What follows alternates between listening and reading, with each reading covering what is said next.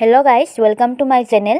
আজি এটা নতুন ভিডিও লৈ আহিছো arunudoi asoniৰ বাবে নাম অন্তৰ্ভুক্তৰ আবেদন। সো আপোনালোকক প্ৰতি মাহে 1250 টকাকৈ চৰকাৰে দি আছে।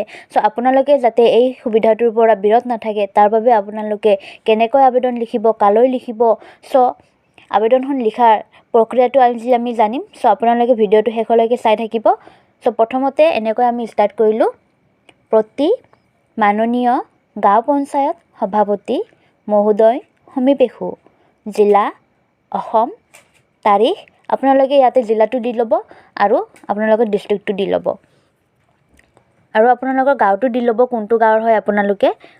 সো তাৰ পিছত তাৰিখটো দিব যোন তাৰিখত আপোনালোকে এপ্লাই কৰিব বা আঁচনিৰ বাবে আবেদনখন কৰিব সেইদিনা তাৰিখটো আপোনালোকে দি ল'ব। তাৰ পিছত এনেকৈ লিখিব বিষয় বুলি অৰুণোদয় আঁচনিৰ বাবে নাম অন্তৰ্ভুক্তৰ আবেদন। সো তাৰ পিছত এনেকৈ লিখিব মহাশয় সন্মানপূৰ্বক বিনীত নিবেদন এই যে মই আপোনাৰ নামটো ইয়াতে লিখিব, জিলাৰ আপোনালোকৰ জিলাৰ নামটো ইয়াতে লিখিব, গাঁৱৰ বাসিন্দা হওঁ, দিনটো হাজিৰা কৰি কেইটামান উপাৰ্জন কৰাৰ বাহিৰে মোৰ কোনো আৰ্থিক নাই। সো ইয়াতে আপোনালোকে কি কাম কৰে, আপোনালোকে কি কাম কৰি কেনে জীৱন নিৰ্বাহ কৰি আছে সেই কামটো ইয়াতে দি ল'ব।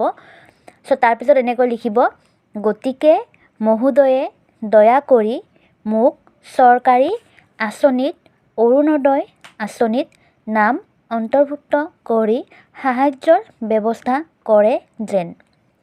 এয়ে মহোদয়ৰ ওচৰত মোৰ জনাবলগীয়া সৰল প্ৰাৰ্থনা। ইতি আপোনাৰ বিশ্বাসী নাম, ৱাৰ্ড নাম্বাৰ, ফোন নাম্বাৰ। ইয়াতে আপোনালোকৰ ৱাৰ্ড নাম্বাৰটো দি ল'ব আৰু আপোনাৰ ফোন নাম্বাৰটো দিব। সো গাইজ এনেকৈ এখন আবেদন লিখে অৰুণোদয় আঁচনিৰ বাবে। সো আপোনালোকৰ যদি কিবা জানিব লগা থাকে মোক কমেণ্টৰ জৰিয়তে জনাব আৰু ভিডিঅ'টো ভাল লাগিলে কমেণ্ট কৰিব, লাইক কৰিব আৰু ছাবস্ক্ৰাইব কৰি দিব। ধন্যবাদ।